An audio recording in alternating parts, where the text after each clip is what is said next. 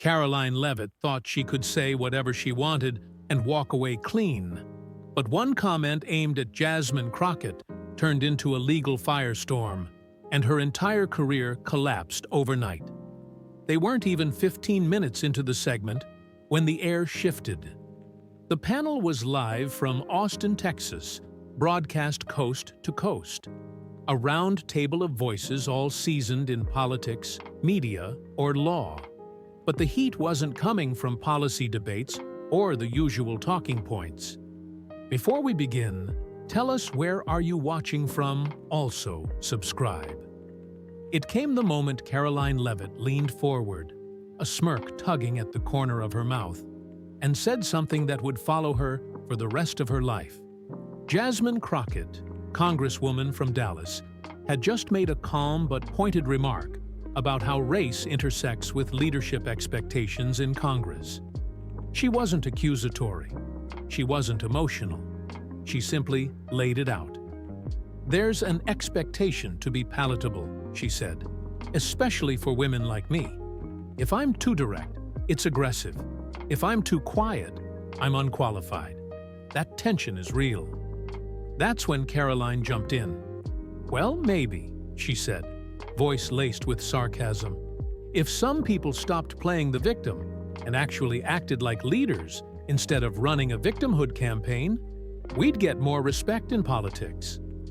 A pause. Jasmine's brow furrowed. Not a word spoken. The moderator cleared her throat, but Karoline wasn't done. "And honestly, Jasmine, people don't take you seriously. Not because of your skin tone, sorry, but because you act like everyone owes you something. That's not leadership. That's entitlement." The moderator visibly froze. A low murmur rippled through the live audience, but Jasmine didn't blink. "I don't need anyone to owe me anything," Jasmine replied, her voice low and steady. "I work for my community. I speak with conviction because I carry generations behind me. And if that makes people uncomfortable, good."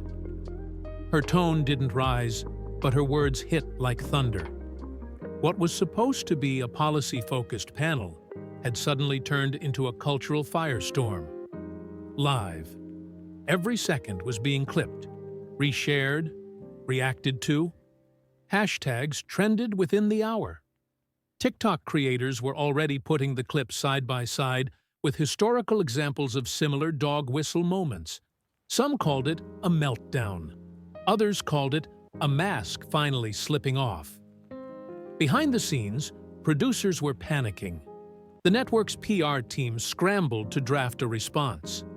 Karoline's own team messaged her furiously, telling her to backtrack, apologize, clarify, anything. But Karoline didn't see it as a mistake. In fact, when the cameras cut to commercial, she stood, shrugged, and said loud enough for the crew to hear, "I said what everyone's thinking." She just didn't like hearing it. She had no idea what she'd just ignited. What she saw as tough talk, millions saw as targeted humiliation. And Jasmine? She didn't storm out. She didn't retreat. She stayed seated, adjusted her mic, and waited calmly for the segment to resume. Back on air, she finished her points with the same calm, deliberate tone. No rage, no outbursts. But her silence in those early seconds had already said more than words ever could. People weren't just reacting to the exchange. They were unpacking it, dissecting the layers of coded language, tone, and timing.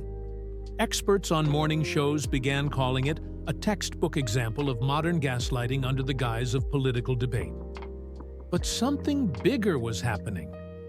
Jasmine's team had already started gathering transcripts, video clips, and legal notes. She knew this wasn't just a rude comment.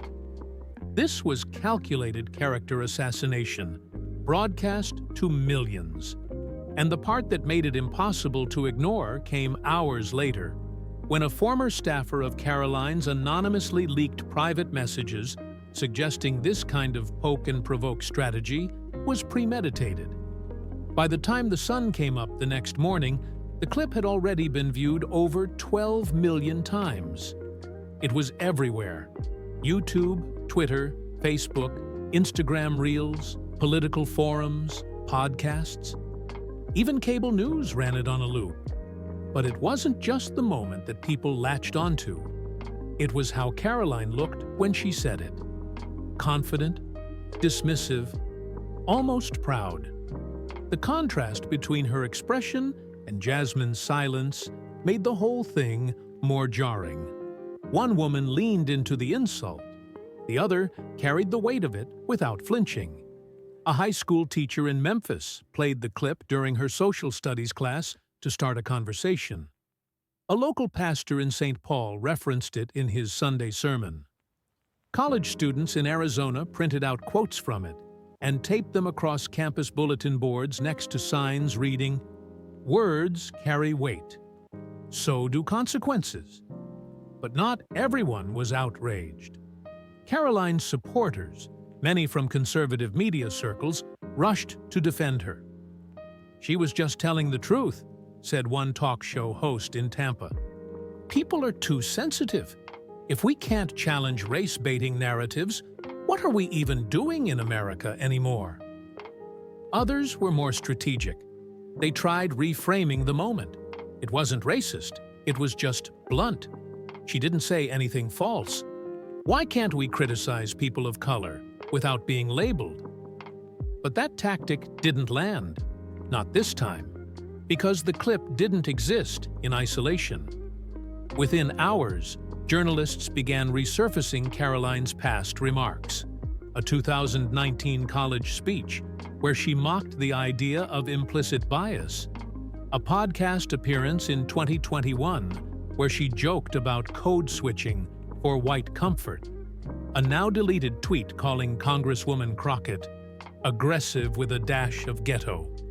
Each piece added weight. And Jasmine? She hadn't said much yet. She posted a single tweet just before midnight. "Words have power. So does silence. My team and I are reviewing all options. Accountability matters." That was all it took. Thousands of retweets in minutes. Civil rights groups issued official statements before sunrise. Prominent attorneys tweeted their support. Celebrities with millions of followers reposted Jasmine's clip with captions like, "This is why we speak out," and "We got your back." By lunchtime, Jasmine was trending across 5 platforms. She didn't seek out the spotlight, but now it was on her. Her district office in Dallas received flowers, letters, hundreds of emails. One note, handwritten on lined paper, read, "My daughter saw you speak and told me she wants to run for office one day. Thank you for being calm when others tried to break you." But Jasmine wasn't thinking about the attention. She was thinking about precedent. "I'm not doing this for clicks," she told her chief of staff, Samira, during a closed-door meeting that afternoon. "This can't be about the moment. It has to be about the message." Samira nodded. "So, we go legal?" Jasmine didn't hesitate. "Yes, all the way." They weren't naive. Going after a high-profile media figure came with risks. Jasmine knew exactly how this would be spun by Karoline's allies and the right-wing media machine. They would paint it as censorship. She would be called thin-skinned, emotional, someone weaponizing race to silence her critics. But Jasmine didn't care. She was tired. Tired of people thinking they could say anything under the guise of honest discourse and walk away untouched. "We need to stop pretending like racial disrespect is just part of the job," she told her legal advisor later that day. "It's not. Not for me. Not for the next generation watching." By early evening, Jasmine's team released a formal announcement. A lawsuit was being drafted seeking $80 million in damages, both personal and professional. The number wasn't arbitrary, it was strategic, large enough to make news, serious enough to be taken seriously. But most of all, it was meant to send a message. there's a cost to crossing that line. Some media outlets downplayed it, calling it a bold move or political theater. But others leaned in. The LA Times published a front-page opinion piece titled "The Cost of Silence in a Loud World." NPR ran a segment on coded language and its effect on Black women in politics. The conversation was shifting, and Jasmine was at the center of it. What no one saw coming was just how fast Karoline's empire would begin to crack. Once the legal filing landed, it echoed like thunder. It was filed in Harris County, Texas, Jasmine Crockett's home turf. The legal team wanted the case heard there, under a microscope that had seen its share of high-profile cases. The document itself was 63 pages long and airtight.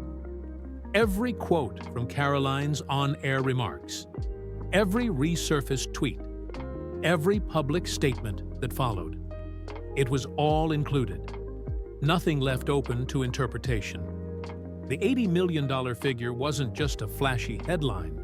It was broken down in concrete terms: loss of professional credibility, reputational harm, mental distress, and the long-term impact on Jasmine's ability to be viewed as an objective, competent leader. But even more than money, this lawsuit was about principle. The team behind it meant business. Leading the charge was Brandon Keyes, a litigation specialist out of San Antonio, known for his composure and brutal clarity in court. People said he never raised his voice, but made juries hang on every word. Jasmine liked that about him. "I want facts, not fury," she had told him before he agreed to take the case. Brandon was deliberate. He held a press conference on the courthouse steps, flanked by Jasmine and Samira. His voice was calm and crisp. "This is not about political disagreement. This is about calculated defamation and public character assassination under the pretense of dialogue." Reporters scrambled to capture every word.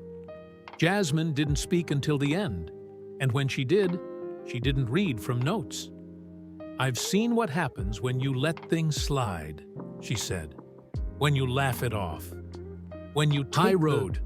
People assume they can keep going, but words matter. This lawsuit isn't just about me. It's about every Black woman who's ever had to shrink herself to fit into spaces she already earned." There wasn't a sound in the crowd after she finished. Inside Karoline's camp, panic had begun to set in. What started as spin control quickly morphed into damage control. Sponsors began calling.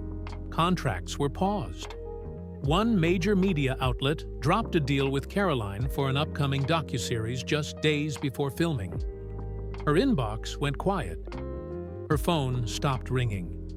Even her longtime agent, who had once called her the future of conservative media, quietly stepped away. Karoline, still defiant, made a video from her home in New Hampshire. She didn't apologize. Instead, she doubled down. "This is a witch hunt," she said into the camera, wearing a navy blazer and seated in front of her usual American flag backdrop. "It's cancel culture on steroids. I said what I said, and I won't walk it back to please the outraged mob." The video racked up views. Her base applauded. But outside that circle, it fell flat. Because the more she resisted, the worse it got. Former interns began speaking out. Anonymous sources leaked emails. Karoline, it turned out, had often encouraged strategic provocation when engaging with progressive women of color. It wasn't a fluke. It was a tactic, a choice.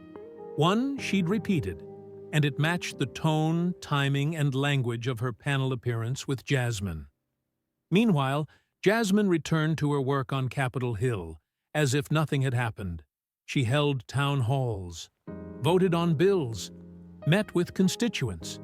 She was deliberate in staying grounded. She didn't want to appear like she was hiding behind a legal battle. She wanted the public to see her still rising above it. But it wasn't easy. Samira noticed it one night after a late meeting. Jasmine sat in her office, staring at her phone, thumb hovering over a message draft. "You okay?" Samira asked. Jasmine nodded, but the silence lingered. "You can say you're tired," Samira offered. "I'm not tired," Jasmine whispered. "I'm calculating." Every move mattered now. The pressure was real. Her inbox was filled with messages, some uplifting, some ugly. People thanking her, others accusing her of playing the race card, exploiting the system, being divisive. She didn't respond to any of it. She knew the courtroom would be her response. Brandon prepped the case with surgical focus. Depositions were scheduled. Witnesses lined up. One producer from the live panel agreed to testify, saying Karoline's remarks were off script and unrehearsed, and that the energy in the room had changed instantly. "I've been doing this 20 years, the producer said, "and I've never seen anything land like that." Legal commentators began weighing in. The View discussed it. LegalZoom blogged about it. CNN's legal analyst said, "It's rare to see a public defamation case this clean. The context, the timing, the pattern, it's all right there." But there was still risk. If Jasmine lost, the backlash would be brutal. She'd be painted as the face of performative outrage, mocked for chasing money, accused of trying to weaponize identity politics and failing. But the thing about pressure? It doesn't always crush. Sometimes it sharpens. And Jasmine was sharper than ever. The day after the lawsuit hit headlines, Karoline Leavitt lost a scheduled speaking engagement at a university in Kansas.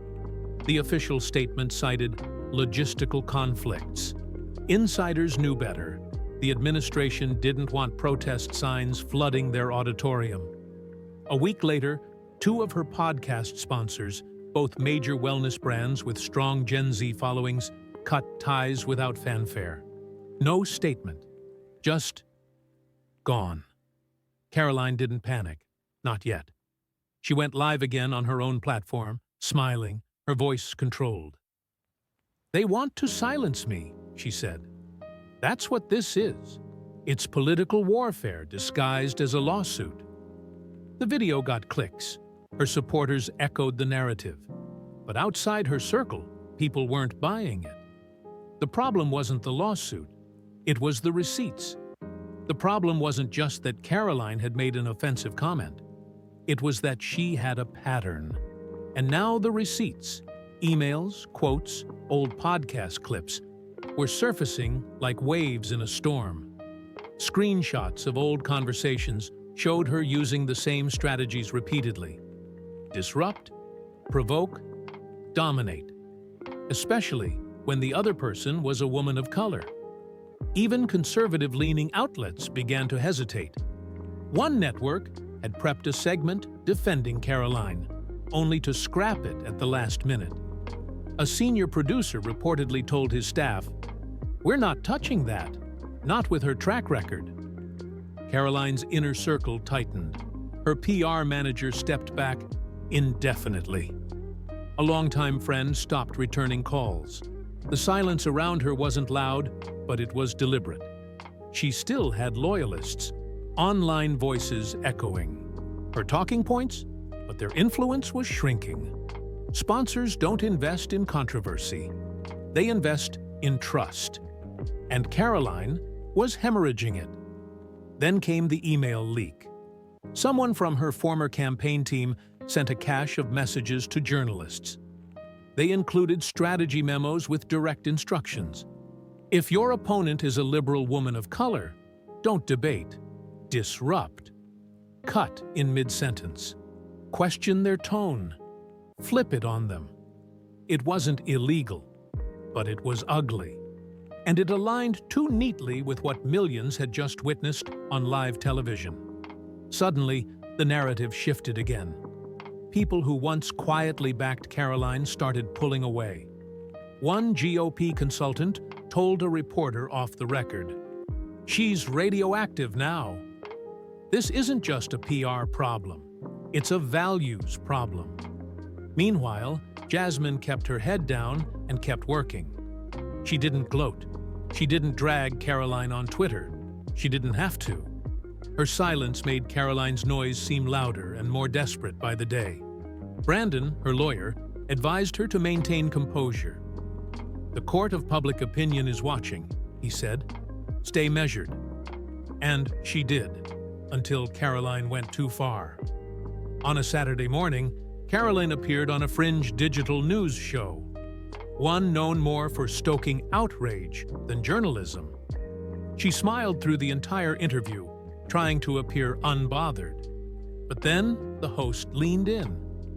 "A lot of people feel like you were just saying what everyone thinks," he said, "especially about Jasmine Crockett. Let's be honest, people are tired of the race narrative." Karoline didn't correct him. She chuckled. "Well, I won't say you're wrong." That 10-second clip spread like wildfire.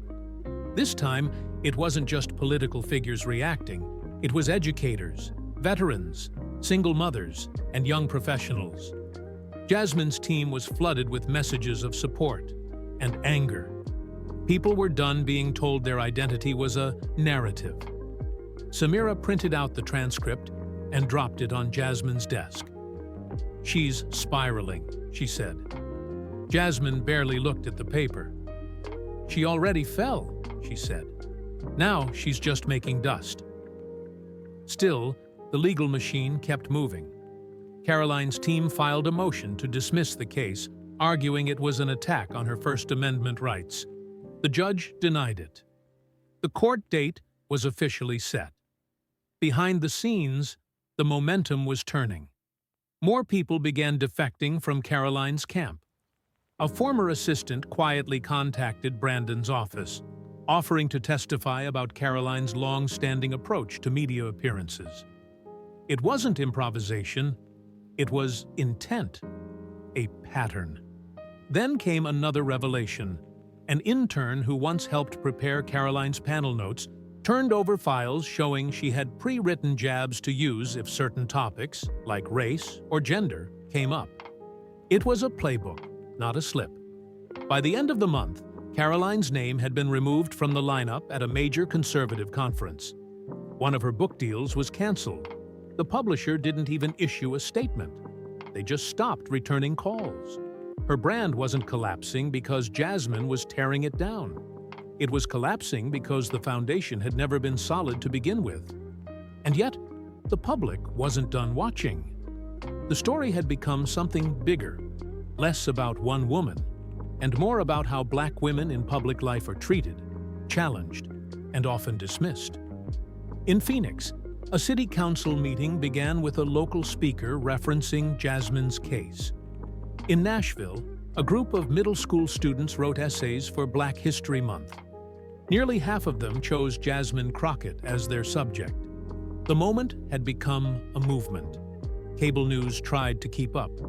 Every political panel had something to say. But what surprised people most wasn't the outrage. It was the reflection. Formerly neutral or even conservative voices began shifting their tone. Not because it was popular, but because they started seeing it differently. Through the eyes of their daughters, their students, their colleagues. "She didn't even flinch," one commentator said during a live broadcast. "That's what got me. Jasmine didn't raise her voice. She didn't play to the camera. She held the weight of it. And she stood still." That stillness became symbolic, a freeze frame of resilience. People kept coming back to that moment. Not Karoline's words, but Jasmine's refusal to be moved. It was a posture that said, "I'm used to this, but I'm not accepting it anymore." Civil rights organizations began hosting town halls. Not protests, conversations. A college in Oregon held a roundtable called Respect in Public Discourse Beyond the Surface. Jasmine didn't attend, but her name came up more than 30 times.